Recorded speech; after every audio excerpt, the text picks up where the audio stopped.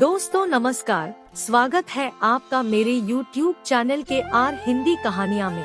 आज मैं आपको सुनाऊंगी मुंशी प्रेमचंद की बहुत ही सुंदर और रोचक कहानी निर्वासन। आशा करती हूँ पसंद आएगी। परशुराम ने मर्यादा से कड़ी आवाज में कहा, दहलीज में रुक जाओ। मर्यादा ने पूछा, ऐसा क्या हो गया कि मुझे दहलीज में रुकने के लिए कह रहे हो? मुझे छूट लग गया है क्या? परशुराम ने पूछा, तुम्हें घर के भीतर आने से पहले बनाना होगा कि इतने दिनों तक कहाँ और किसके साथ थी? मर्यादा बोली, इन बातों को पूछने का बाद में समय नहीं मिलेगा क्या? परशुराम कहने लगा, नहीं, तुम्हें अभी जवाब देना होगा। हम दोनों साथ में ही नदी से बाहर निकले थे। तुम मेरे पीछे पीछे चल रही थी, लेकिन अचानक कहाँ चली गई थी? मर्यादा भरे गले से बोली, आपने देखा नहीं था कि वहाँ अचानक नागा पंथ के साधुओं का हुजूम आ जाने से सारे लोग तीतर बितर हो गए थे। उस धक्का मुक्की में मैं न जाने किस दिशा में भटक गई। जैसे ही भीड़ कम हुई, मैंने आपको बहुत खोजा पर आप मिले नहीं। परशुराम ने पूछा, अच्छा, उसके बाद क्या हुआ? आप कहीं भी न दिखे तो मैं रोने लगी। संध्या तक वहीं बैठी रोती रही। फिर एक लड़के ने आकर मुझसे पूछा कि तुम खो गई हो क्या? मैंने जैसे ही हाँ कहा तो उसने मुझसे घर का पता और पति का नाम पूछकर एक डायरी में लिख लिया। फिर मुझसे कहा कि तुम्हें घर तक हम पहुंचा देंगे, बस तुम अभी मेरे साथ आज चलो। मेरे पास कोई रास्ता भी नहीं था तो मैं उसके साथ चल दी। परशुराम ने फिर सवाल पूछा, वो तुम्हें कहाँ ले गया और वह कौन था? मर्यादा बोली, वो एक समिति का सेवक था जो मुझे अपने कार्यालय लेकर गया था। वहाँ उनका अध्यक्ष और कई सारे स्वयं सेवक थे। उन्होंने मेरा पता एक रजिस्टर में लिखा और एक घर में भेज दिया जहाँ खोई हुई कई सारी महिलाएं थी। परशुराम ने सवाल किया, तुमने उस अध्यक्ष से तभी क्यों नहीं कहा कि मुझे घर भेज दो? मर्यादा ने कहा, मैंने कई बार उनसे घर पहुँचाने के लिए कहा, लेकिन वो बार बार यही कहते रहे कि मेला खत्म होने के बाद वो सारी महिलाओं को एक साथ ही घर भेजने की व्यवस्था करेंगे। इसकी वजह पैसे और लोगों की कमी थी। मैंने उन्हें कहा कि मेरे गहने ले लीजिए और घर पहुंचा दो। इन गहनों के अलावा भी मैं और ज्यादा पैसे दे सकती हूँ। बस मुझे मेरे पति के पास तक पहुंचा दो। लेकिन उन्होंने मेरी एक न सुनी और जब मुझे अन्य स्त्रियों के बारे में मालूम हुआ तो थोड़ा राहत मिल गई थी। परशुराम फिर पूछने लगा, रात भर सारी महिलाएं एक ही कमरे में थी तो कमरे में युवक भी आते जाते रहे होंगे? मर्यादा ने जवाब दिया, नहीं नहीं, केवल एक बार कोई युवक खाने के लिए पूछने आया था। जब सबने खाना खाने से मना कर दिया तो वो लौट गया। उसके बाद एक महिला के पेट में दर्द उठा था तो अध्यक्ष साहब 2-3 बार दवा पिलाने कमरे में आए थे। परशुराम ने झट से कहा, देखो, अब निकली ना असली बात। मर्यादा नाराज होते हुए बोली, आप किसी पर ऐसे आरोप कैसे लगा सकते हैं? वो मेरे पिताजी के उम्र के थे। दूसरा, उनकी आंखें हमेशा नीचे रहती थी। परशुराम बोला, हाँ हाँ, वहाँ के सारे आदमी देवता ही तो थे। तुम ये बताओ कि अगले दिन क्या हुआ?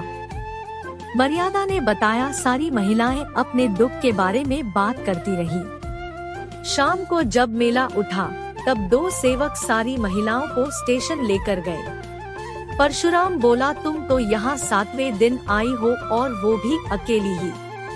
मर्यादा ने बताया कि जैसे ही वह सेवक स्टेशन पर टिकट लेने गया तो एक आदमी आकर बोला कि गोपीनाथ धर्मशाला में एक व्यक्ति ठहरा हुआ है जिसकी पत्नी खो गई है। उसने जैसा हुलिया बताया वो मुझसे मिलता था। उस आदमी ने मुझे देखकर कहा कि आप उनकी पत्नी जैसी लग रही हैं। मैंने उससे पूछा कि क्या तुम उन बाबूजी को पहचानते हो? उसने जवाब दिया, मैं उनको नहीं जानता तो आपको क्यों खोजता? आपका बच्चा काफी रो रहा है। तब सारी औरतों ने जोर दिया कि चली जाओ, तुम्हारे पति परेशान हो रहे होंगे। उन स्वयं सेवकों ने उस व्यक्ति से 2-3 बातें पूछकर मुझे उसके साथ भेज दिया।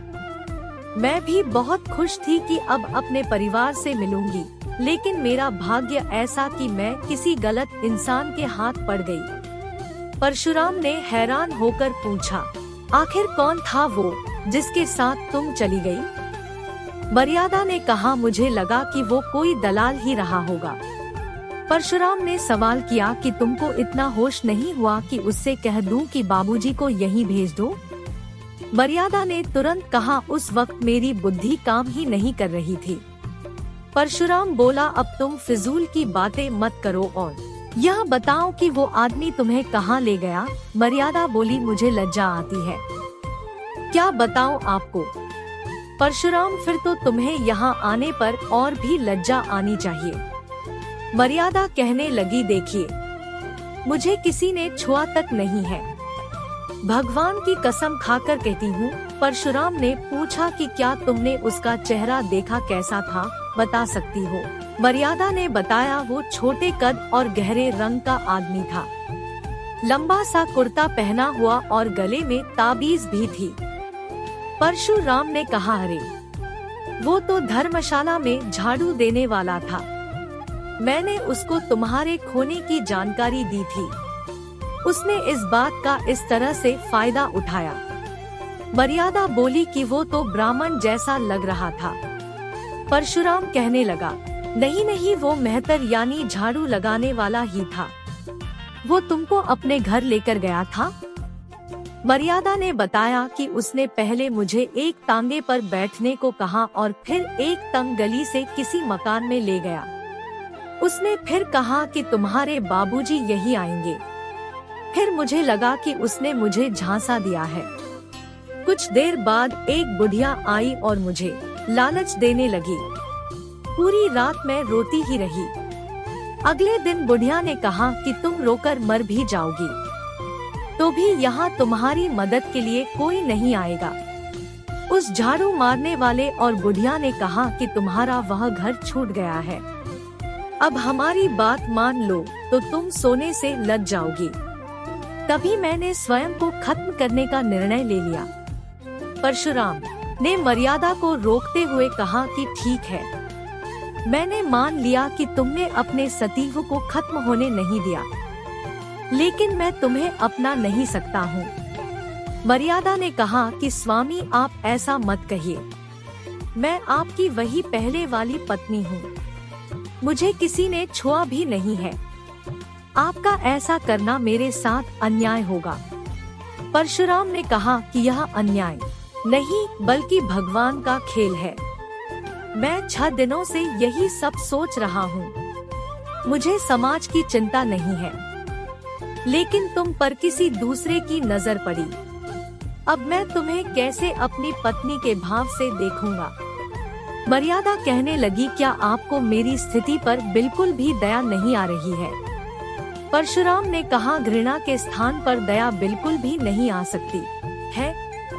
मैं जीवन भर के लिए तुम्हारा खर्च उठाऊंगा, लेकिन अब तुम्हें अपने साथ नहीं रख सकता हूँ। किसी गैर पुरुष के साथ एक क्षण रहने से भी पतिव्रत पूरी तरह नष्ट हो जाता है। मर्यादा ने पूछा, तुम्हारी यही इच्छा है कि मैं यहाँ से हमेशा के लिए चली जाऊँ? परशुराम ने कहा कि हाँ, मेरी अंतिम इच्छा यही है। मर्यादा बोली, ठीक है, फिर क्या तुम मुझे वासुदेव को अपने संग ले जाने दोगे? परशुराम बोल पड़ा, बिल्कुल नहीं, वो मेरा बेटा है। मर्यादा ने पूछा, क्या मैं उसे आखिरी बार देख सकती हूँ, अपने बेटे को प्यार कर सकती हूँ? परशुराम ने जवाब दिया, मेरा मन तो नहीं है, लेकिन तुम उसे दूर ही से देख लो। मर्यादा ने कहा, ठीक है, अब जाने दो, सोच लूंगी कि मेरा कोई बेटा ही नहीं था और मैं विधवा हूँ। आज से भाग्य मुझे जहाँ ले जाएगा मैं वहीं जाऊंगी। कहानी से सीख, विपरीत परिस्थिति में किसी भी गैर पर यूं ही भरोसा नहीं कर लेना चाहिए। अपनी आँख और कान के साथ ही बुद्धि का भी उपयोग करना चाहिए। कहानी सुनने के लिए धन्यवाद। कहानी कैसी लगी बताइएगा जरूर। यदि आप मेरे चैनल पर नए हैं तो चैनल को सब्सक्राइब करें और घंटी वाला बटन जरूर दबाएं ताकि आप तक आने वाली नई कहानी की नोटिफिकेशन मिल सके। कहानी अच्छी लगी हो तो लाइक और शेयर करना मत भूलना। मिलते हैं नई कहानी के साथ। नमस्कार।